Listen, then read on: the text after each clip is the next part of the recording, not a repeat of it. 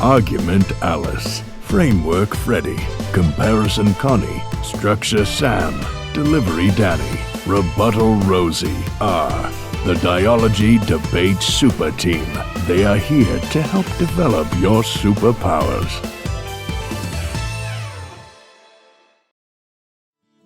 Hello everyone, Delivery Danny here, and I'm going to train you in the art of delivery. Our lesson today will focus on a rhetorical device known as Anaphora. Rhetoric is the art of speaking and using language. When we refer to rhetoric, we are referring to how we use words to send a message. Keep in mind that rhetorical skills are essential when developing an effective, persuasive speaking style and are most commonly used in the introduction or conclusion. Anaphora, or the Greek word for carrying back, is a concept used by speakers who create repetition at the beginning of their sentences.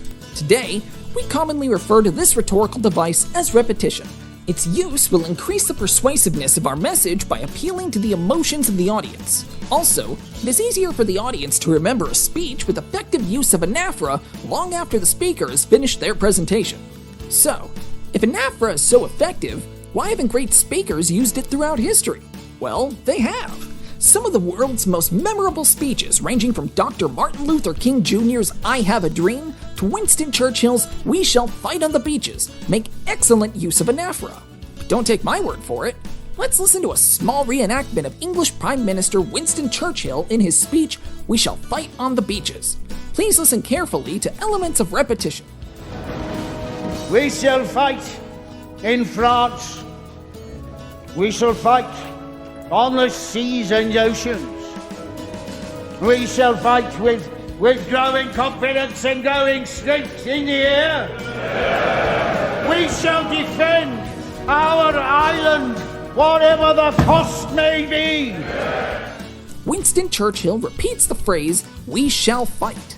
The use of repetition helps to focus the crowd and create excitement. Also, let's look at Martin Luther King's famous I Have a Dream speech. So let freedom ring from the prodigious hilltops of New Hampshire. Let freedom ring from the mighty mountains of New York. Let freedom ring from the heightening Alleghenies of Pennsylvania. Let freedom ring from the snow-capped Rockies of Colorado. Let freedom ring from the curvaceous slopes of California.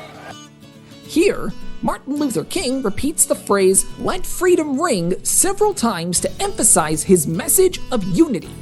Like the great speakers we follow, we too should make use of anaphora in our speeches. Here are 2 tips for creating repetition. First, think of what you want to emphasize, and second, repeat that phrase at the beginning of the sentence. For example, if a major point of our speech was that humanity needs to prevent climate change, poverty, and disease spread, we could add anaphora for greater effect. The same sentence could be written, humanity needs to stop climate change. Humanity needs to prevent poverty. Humanity needs to prevent the spread of disease. By repeating the word humanity, we are clearly explaining to our audience who we think should take action. Now that we know the basics of anaphora, let's see how we can turn a good conclusion into a great conclusion. A typical conclusion on the topic, mobile phones should be banned in schools, might sound like this. In conclusion, ladies and gentlemen, my partners and I strongly support the topic that mobile phones should be banned in schools. Thank you for listening. A conclusion that uses anaphora might sound like this.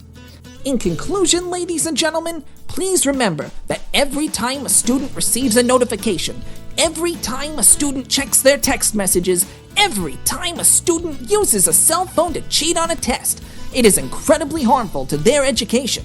That's why my partners and I strongly support the topic that mobile phones should be banned in schools. Thank you for listening. The simple and effective addition of the starting phrase, every time a student, helps to convince the audience of your point and provides them with something to remember at the end of the debate. While it's important not to overuse anaphora, I would encourage you to consider its use when delivering different parts of your speech. Repetition will make your speech more interesting. Repetition will make your speech more memorable. Repetition will make your speech more powerful. A small amount of repetition will go a long way to ensuring the audience is persuaded by your speech. Good luck!